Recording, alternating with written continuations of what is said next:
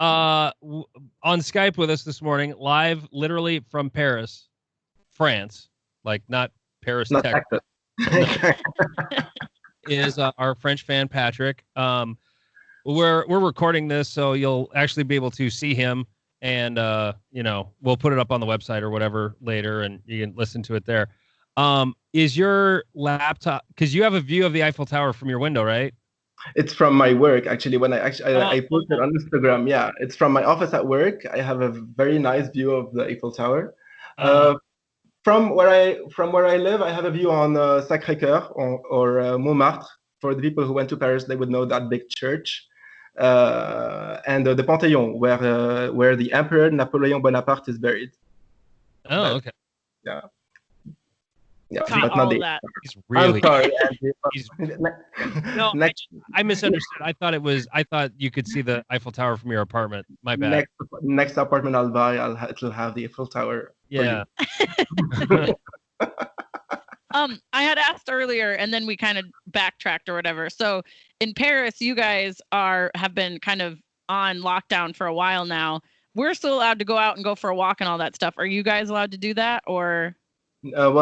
Since March 16, we're on lockdown, and we need actually a permit to go out. It's a permit that we actually fill. So it's like we mentioned where we're going, what day, what time, and we only have an hour to actually do whatever we have to do. And whatever we have to do can be one of these three things. Either we're going for buying grocery shopping or doing buying necessities, or to go seek medical care. Or in the morning and in the evening to go just for physical activities in case we want to do some sports and move a bit during the day. And it's only for 1 hour, and that has been in place since already a month now. And it's going to continue until at least May 11th, where we are in a complete lockdown. Nobody's in the streets. Everything is closed. There is no discussion whether essential, not essential. Everything is closed except groceries and pharmacies. Wow. Grocery stores and pharmacies. Yeah. And doctors' offices, I would. Yeah. Assume. Well, everything related to health and the grocery stores. So like restaurants aren't open for like to go or whatever. You can find some, but 99% of them are closed. Gotcha. Yeah. So they could be open if they wanted to for takeout, but most of them are just not. Most of them are just not because it means that because people are not going out anyway. So I don't think that it would be good for it. Well, right. The payback would not be that. I mean, they would prefer not to let people work and just pay them. But yeah, usually all the restaurants and all the bars are completely closed. Yeah. Okay, so you are allowed to like basically just get out and walk for, like exercise, sanity. As long as you have to plan ahead and get a permit and all that. Yeah, you need to have this permit ready and show it to the police in case they control you. And it's only 1 time per day and 1 hour per time, maximum. Wow. So you fill that out online or whatever, and then like have to print it out or what? In the beginning, it was like you have to write it down or print it out. But then they realized that we're in 2020. so now we have a page on the website where we can actually just mark the reason, write the name, and then it will print out a PDF file and a QR code so that the police can flash it. Wow. Yeah, technology. But you literally have, let me see your peppers. Yeah, well, there will be a control. Yeah, and after May 11, they would start decreasing the constraints. Schools might start to be open, but all the restaurants and bars and cinemas and theaters, all that will be closed until at least mid of July.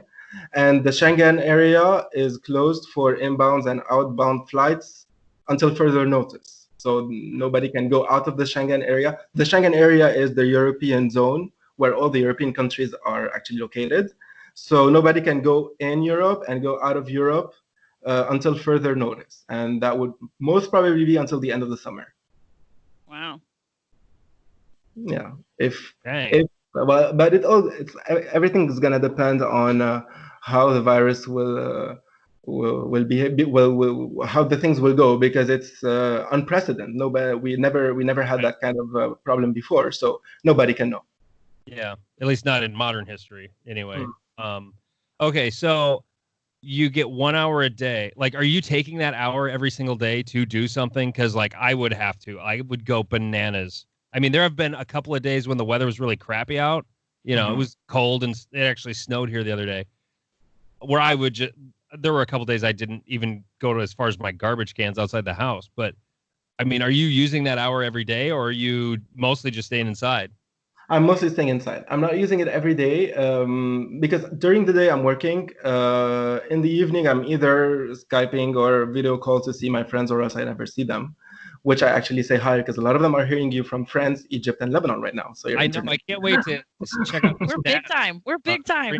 Yeah. So I either talk to them in the evening, or I talk to them in the evening. So actually, I do try to get out at least twice or three times. I mean, once every 2 or 3 days. You had mentioned earlier off air that English is actually your third language. So I'm assuming French, English. What's the third one? Arabic. Yeah, I speak Arabic, Lebanese, and Egyptian as well, because I have lived in Egypt and I have also Lebanese origins. So I speak Arabic, I speak French, and I speak English. And my fourth language is I'm trying to learn Spanish, but it's like I'm not being very focused on it, so it's taking some more time than expected. Yeah, but I'm planning on like improving in it as well. Well, I took 3 years in high school. If you need any help, I will be none, but I took 3 years in high school and another semester of it in college. And by the time I finished actually 2 semesters in college, and by the time I got done, like, I couldn't necessarily speak fluently, but I could understand almost everything. Right. Okay. Now I understand like every fourth word when I hear it's still like the speed doesn't get to me like it did early on, but even still, like, it's only about every third or fourth word I'm like, oh yeah, I remember that word. I don't remember what it means, but I remember that word, you know. We got a question from a texter. They said, how are they paying all the French people that aren't working, or what's going on there? Okay, well, that's something that we actually do well for once in France, the government, I would say. So we have something called I don't know what's the name in English. It's like when you're not working, unemployment. Unemployment. Yeah. Like we have something called technical unemployment. The technical unemployment procedure is that it's something that the government offers to the companies, which is that if the company doesn't really need that employee anymore because of the situation, instead of firing him, which is not allowed in the French rules, it's not that easy in France. It's actually very, very difficult to fire anyone in France. Wow. So instead of firing him, getting rid of this person or employee, they would ask the government to pay 80% of his salary. So the employee is still an employee of the company. He's not working for the company anymore, so he's not allowed to do anything related to the company work. But he's paid 80% of his salary by the government. So this means that when the situation ends, the companies still have their employees ready to go to start the economy again. Okay. So it's like furloughing, kind of. It's mainly used for very specific and limited in time situations where there is a problem with people going to work or being able to work. This way, for example, we don't. You see, so the companies will not have to start with the procedure of hiring people again in order to start their economy again. They will have their employees ready to go when all this will end, and the government would have paid 80% of their salaries from our taxes, and obviously, but it's fine. I mean, I'm okay with that as a taxpayer. Gotcha. Okay. We have another question. Are veterinary clinics open, like animal doctors and stuff in France? That's a good question. I don't know because I don't have any animal. I don't know. Okay. But we just had a texter curious. Yeah. I would imagine, I guess. Okay, because in the United States, people really love their dogs. And is it that way in France as well, or? Yeah, we do have a lot of, obviously, we do have a lot of domestic animals in the apartments. So yeah, it's pretty much similar for having lived in both countries. I guess that Right. it's pretty much similar. Now it's a bit more difficult to own a dog in Paris itself, obviously for obvious reasons, which is small apartments and small streets and lack of greenery. But they do own cats, for example, and a lot of them own cats. A lot of my friends own cats. Way to go, man! They're so easy. You don't have to walk them. You know.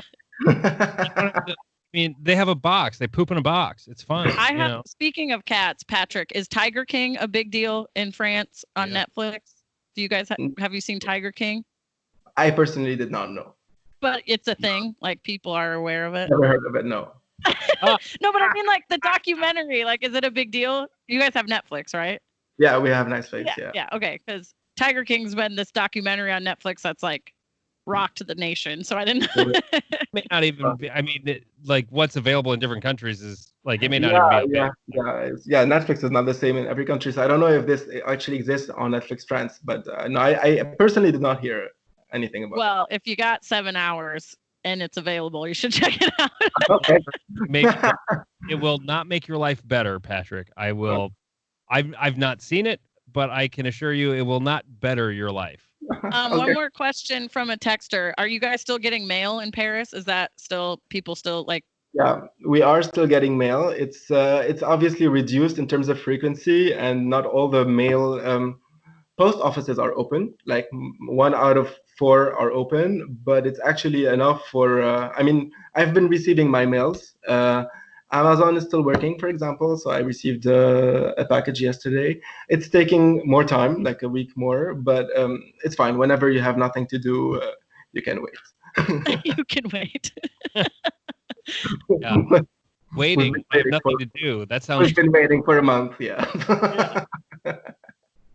Well, it's nice to actually talk to you, like instead of just messaging across the pond.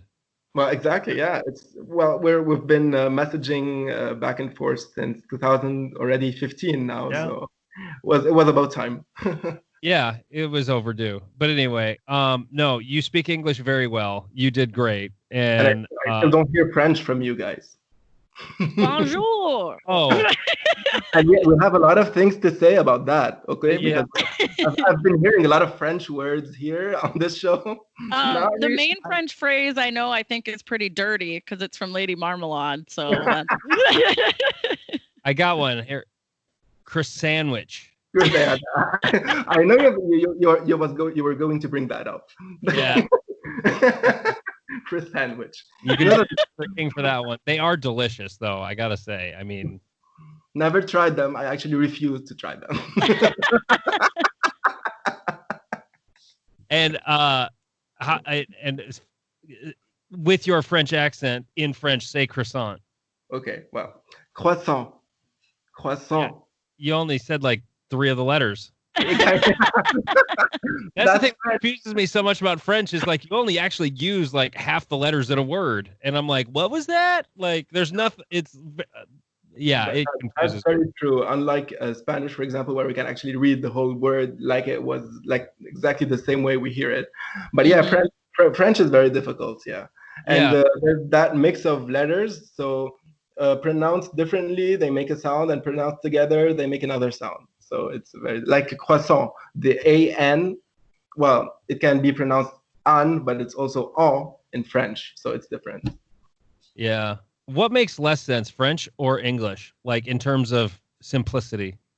Oh no, I guess. Well, for me, it's French is a language that I've been raised with, so for me, I cannot really judge.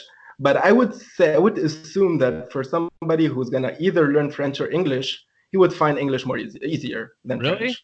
I guess. I only speak English, and I would say English is not. There's so many things that are stupid about our language that's like a rule one time and then it's not a rule another time.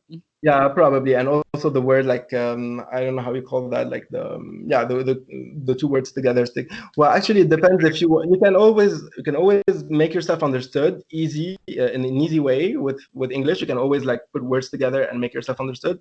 But I guess if you're right, if you want to really learn the language, like the real language, and do without any mistakes, it would probably be easy, difficult. I don't even know the language without any mistakes. Who does? Even in France, even in yeah. Unless you're like unless it's your job, there are people whose job is to like uh, talk right, like make no mistakes, and yeah. Anyway. All right. Well, Patrick, we definitely want to have you on again, for sure. Well, sure. Me too. Whenever. This was a lot of fun. Don't hang up the Skype call just yet. We are gonna start some music here. Doja Cat and Say So right now on Hot 104.7.